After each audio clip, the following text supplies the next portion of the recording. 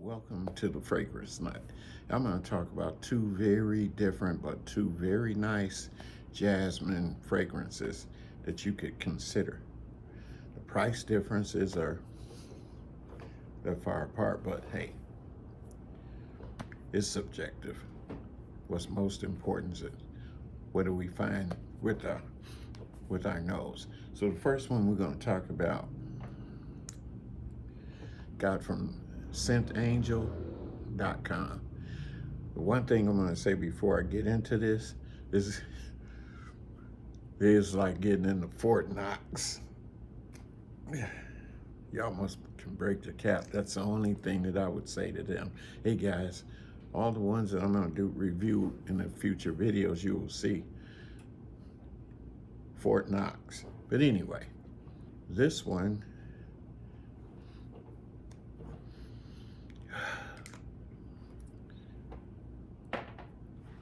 doesn't have the name on there, but this is from the house of Room 1015. It came out in 2025, and this is none other than Jasmine Freak. And we'll get into that. So with this one, I'm going to tell you what you could expect out of it. And it's by the nose that did this is Jerome D. Marino. I did some background on him. He doesn't seem to have he has a lot in his database, but it doesn't have any heavy hitters like big name brand companies. I do find that he's did some for Novitas, which I've not tried, I don't believe. And one I do have is called Amber Conjar by Unique Nomad. But in this, it's got some fruits in the top, and so you can say that this is a fruity floral. And by the way, both are. But this has more fruits inside. It has a mango, it has orange, and it has some black pepper, which I don't get much black pepper. It's got some Egyptian jasmine, and then he has Indian tuberose and some bourbon. Now, I could say that I get a little bit of the bourbon in there and some ylang-ylang. And then he has some cassimine wood in the base and musk. And that's pretty much it. I did wear this yesterday and to a video production ribbon cutting. And then I'm wearing it today. It's very nice. It projects. The sillage is really good for several hours. To me, this is more of a playful jasmine. It's not a serious jasmine. Could wear it anytime. On a date, to the coffee shop. I love coffee. And just, I would say,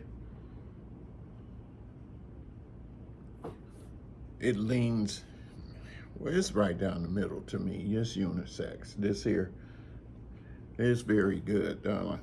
So then we're gonna move right along to another, one of my favorite houses. And that is none other than Guerlain's Jasmine Grandiflorum Extrait 30. I believe that 30 might mean that the percentage of oils that are found in here, which typically is 12% oil base. So when you see that, and 30, you're really getting up there. And 40 is just, there are some out there, but that's quite expensive. And this one I got over here. And there's not a lot of, the nose behind this is, of course, the very famous Wasser and Delphine Jelk, which I really love her work when she came on board. She's doing a lot of really exciting things. I have at least 5 or 6 that I'm gonna review in the coming videos. I may try to knock them all out in the same video, so you don't have to go to each individual one, but they'll be short. Anyway, This one has at the top, it has strawberry, and then in the middle, it has that jasmine, and then it has the sandalwood, and that's pretty much it. But I don't know how they did it, but this is a much more serious jasmine. Uh, and what extracts do seem to sit closer to the skin, so it's not going to be a very big projector. It's not going to sound loud in the room. But when someone comes into your space, they will know that this is a very, very serious jasmine.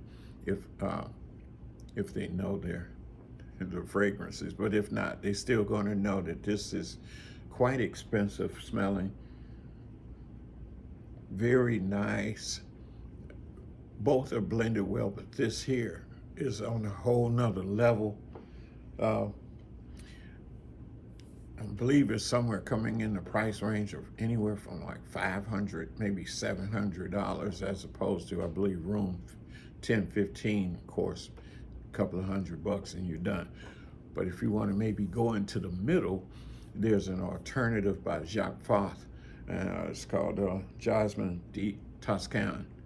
And then you maybe can get both worlds. But I believe Jacques Fath's Jasmine has some freesia at the top and some other things going on in there, some green notes that are in there. So it won't be quite exact, but it'll be pretty nice. And I do have a Jacques Fath that's coming that I want to review. I think it's called Musk Contour or Conjure. Anyway, that's all I have to say on these two. If you're a jasmine lover, such as myself, have you tried these two? Do you own one of the other? Do you have any ideas of some jasmines that I might check out? Let me know in the comments. Thanks for stopping by. Always remember, keep smelling good. Like, share, subscribe. I appreciate you. Bye-bye.